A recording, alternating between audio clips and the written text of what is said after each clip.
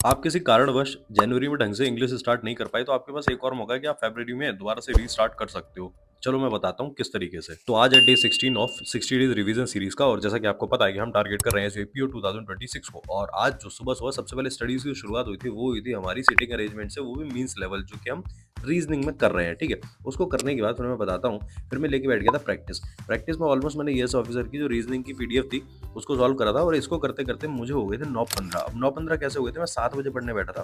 तो 7 बजे पढ़ने बैठने के बाद फिर रीजनिंग की क्लास कंप्लीट हुई, देन उसके बाद प्रैक्टिस करी। इसके बाद मैंने 20 मिनट का ब्रेक लिया था आराम से, और ब्रेक लेने के बाद फिर से मैं ऊपर आया तो फिर से बैंक अवेयरनेस की क्लास लेने बैठ गया था।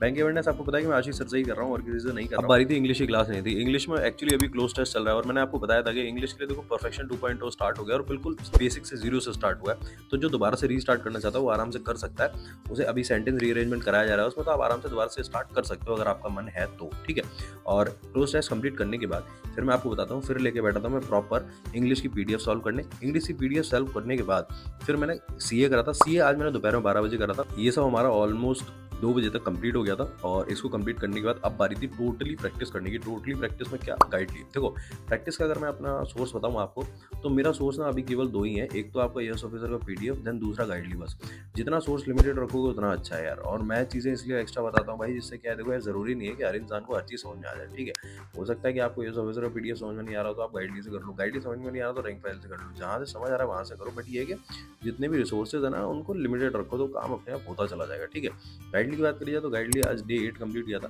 और डे 8 कंप्लीट करने के बाद मैं आपको बताता हूँ कि अभी क्वांट्स है ना, क्वांट्स का टेस्ट फॉर्म में कंप्लीट नहीं कर पा रहा हूँ। क्वांट्स का कंप्लीट करने के लिए मुझे अभी प्रॉपर पीडीएफ से ही करना पड़ता है। रीजनिंग कर लेता हूँ, रीजनिंग में ऑलमोस्ट 4 पजल होते हैं तो भाई 3 तो बन ही जाते हैं। ठीक है, अब इतना इनफ होता है यार। देखो एएस ऑफिसर की पीडीएफ है, उसमें आप एक चीज़ सोचो, उसमें आपको 4 पजल ऑलरेडी मिलते हैं। उसके बाद फिर आप यहाँ से इतना पजल कर लोगे, 3 से 4 पजल यहाँ कर लोगे, तो इतना इनफ है। इतना कर रहे हो बस बहुत है। बस ये है, मैटर ये करता है कि आप रेगुलरली उस चीज़ को कम कर पाओ, उस चीज़ पे चल पाओ, बस यही मैटर करता है। इससे ज़्यादा कुछ मैटर नहीं करता। ठीक है, और बस एक चीज़ और आपको बतानी थी कि देखो अगर किसी को भी स्टडी रिलेटेड कंटेंट की नीड हो तो आराम से प्रोफाइल पे जाओ और इस लिंक पे क्लिक करो। ये टेलीग्राम का लिंक है, इसको ज्वाइन कर लो। इसमें फाइल सेक्शन में जाओगे तो आपको अनलिमिटेड पीडीएफ पड़ी हुई मिल जाएंगी। इसमें काफ़ी सारा कंटेंट पड़ा हुआ है यार। जो यूज़फुल लगता है उसको उठाओ, नहीं लगता है तो उसे छोड़ दो, सिंपल सी बात है। और इस पेज पर नए हो तो पेज को फॉलो करना मत भूलना।